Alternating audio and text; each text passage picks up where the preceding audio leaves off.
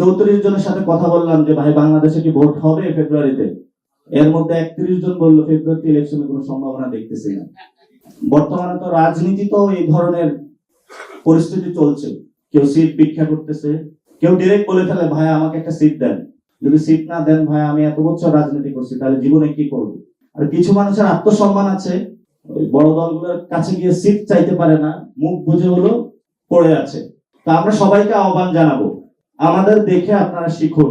আমরা কোন দলের কাছে সিট নেগোসিয়েশনের জন্য যাবো না ইনশাআল্লাহ, আমরা নিজেরাই দাঁড়াবো।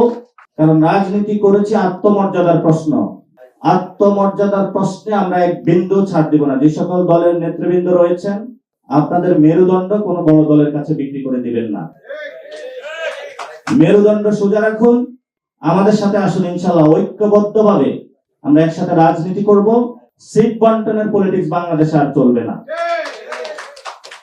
ছোট ছোট পার্টিগুলো রয়েছে এগুলোকে পকেটে নেওয়ার জন্য, যে তোমাকে অমুক আসনে দেওয়া হবে, 1 বছর ঘুরিয়েছে, এখন তারা আমও গেছে চালাও গেছে, এখন বিভিন্ন জায়গায় বক্তব্য দিয়ে বাড়াচ্ছে, আমাদের সাথে প্রতারণা করা হয়েছে।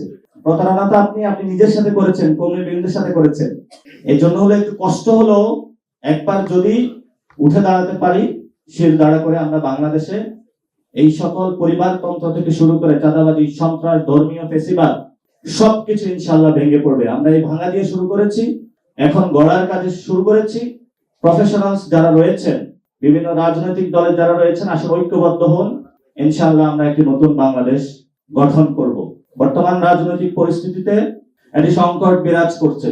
আমি রাতে সার্ভেতে বের হলাম, 34 জনের সাথে কথা বললাম যে ভাই বাংলাদেশে কি ভোট হবে ফেব্রুয়ারিতে। এর মধ্যে 31 জন বললো ফেব্রুয়ারিতে ইলেকশনের কোনো সম্ভাবনা দেখতেছি না। তো মানুষের মধ্যে একটা হতাশা বিরাজ করছে।